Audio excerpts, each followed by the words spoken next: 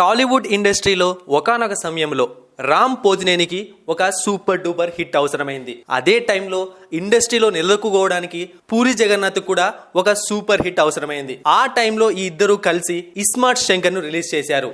ISmart Shankar mass audience ను అద్భుతంగా మెప్పించింది. దాంతో ఇద్దరు కలిసి ఒక బ్లాక్ బస్టర్ విజయాన్ని అందుకున్నారు.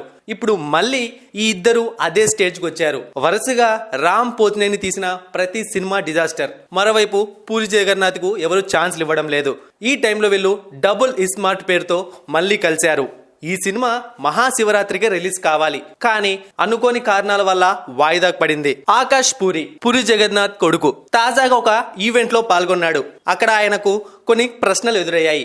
ఆ ప్రెస్ మీట్ లో డబుల్ ఇస్మార్ట్ గురించి ఏమైనా అప్డేట్ ఉందా అంటూ ఆకాష్ ను రిపోర్టర్ అడిగారు. దీంతో ఆకాష్ ఇంట్రెస్టింగ్ కామెంట్స్ చేశాడు. నేను వెయిట్ చేస్తున్నా సార్, షూటింగ్ అయితే చాలా బాగా జరుగుతోంది. మొన్న రఫ్ గా టీజర్ అయితే చూశాను, అమేజింగ్. రామ్ గారి ఫ్యాన్స్ కి అయితే బ్లాస్టే. నేను చాలా ఆతృతగా ఎదురు చూస్తున్నాను, వెయిటింగ్ ఫర్ ది అప్డేట్ అంటూ ఆకాష్ చెప్పాడు. ఈ వీడియో సోషల్ మీడియాలో వైరల్ గా మారింది. ఆకాష్ ఇలా చెప్పేసరికి ప్రతి ఒక్కరూ భయపడుతున్నారు. మరీ ముఖ్యంగా రామ్ పోతినేని ఫ్యాన్స్ అయితే హడలెత్తిపోతున్నారు. దానికి గల కారణం ఏంటి అంటే, గతంలో లైగర్ రిలీజ్ కి ముందు కూడా ఆకాష్ ఇలానే చెప్పాడని, కానీ రిజల్ట్ ఎలా ఉందో తెలిసిందేగా అంటూ కామెంట్లు పెడుతున్నారు. లైగర్ సినిమా విజయ్ దేవరకొండ ఫ్యాన్స్ కి బీభత్సమైన ఎనర్జీ ఇస్తుంది.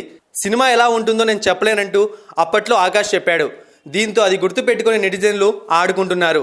పూరి కనెక్ట్స్ పతాకంపై చార్మీ కౌర్, పూరి జగన్నాథ్ డబుల్ ఇస్మార్ట్ ను నిర్మిస్తున్నారు. ఈ చిత్రంలో బాలీవుడ్ నటుడు సంజయ్ దత్ కీలక పాత్ర పోషిస్తున్నారు. మణి శర్మ ఈ సినిమాకి సంగీతం అందిస్తున్నారు. ఈ చిత్రాన్ని జూన్లో విడుదల చేయాలని పూరి ప్లాన్ చేస్తున్నారు. తెలుగు, తమిళం, కన్నడ, మలయాళం, హిందీ భాషల్లో పాన్ ఇండియా లెవెల్లో ఈ సినిమా విడుదలవుతోంది. ఇంతకుముందు లైగర్ కూడా ఇలానే పాన్ ఇండియా లెవెల్లో రిలీజ్ అయింది. అప్పుడు Akash puri super duper hit అని చెప్పాడు.